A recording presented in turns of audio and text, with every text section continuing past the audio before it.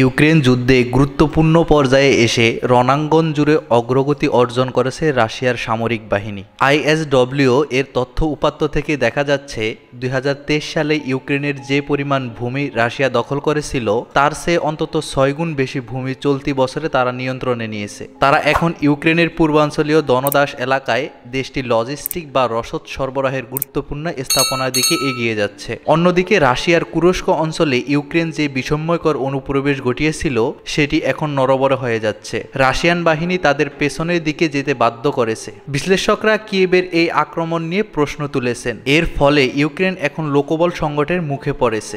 আর এসব ঘটনা এমন এক সময় ঘটেছে যখন যুক্তরাষ্ট্রের ডোনাল্ড ট্রাম্প দ্বিতীয় মেয়াদের দায়িত্ব নেবার দিকে এগিয়ে যাচ্ছেন।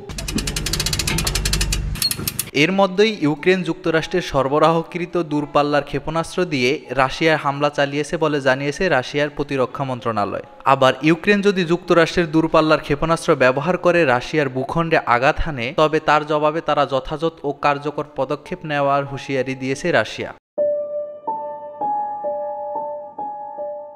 যুদ্ধ শুরুর কয়েক মাসে রাশিয়া খুবই দ্রুত এগোচ্ছিল, অন্তত ইউক্রেনের পাল্টা অভিযান শুরুর আগ পর্যন্ত। কিন্তু 2023 সালে কোনো পক্ষই খুব বেশি অগ্রগতি অর্জন করতে পারেনি, ফলে সংঘাতে এক ধরনের স্থবিরতা দেখা যায়। কিন্তু নতুন তথ্য উপাত্ত থেকে দেখা যাচ্ছে 2024 সালে রাশিয়ার পক্ষেই গেছে পরিস্থিতি। আইএসডব্লিউ সৈন্যদের গতিবিধি ও নিশ্চিত হওয়া গেছে এমন ফুটেজ বিশ্লেষণ করে এমন তথ্য দিচ্ছে। তাদের তথ্য অনুযায়ী চলতি বছর রাশিয়া ইউক্রেনের 2700 কিলোমিটার এলাকা দখল করে নিয়েছে, অথচ গত 15 বছর তারা মাত্র 465 কিলোমিটার এলাকা দখল করতে পেরেছিল।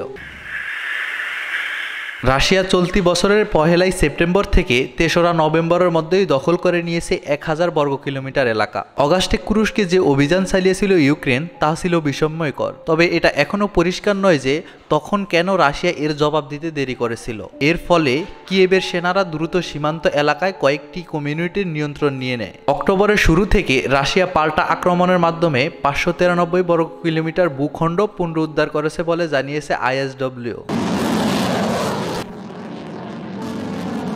Mohammad Rashed, sky channel.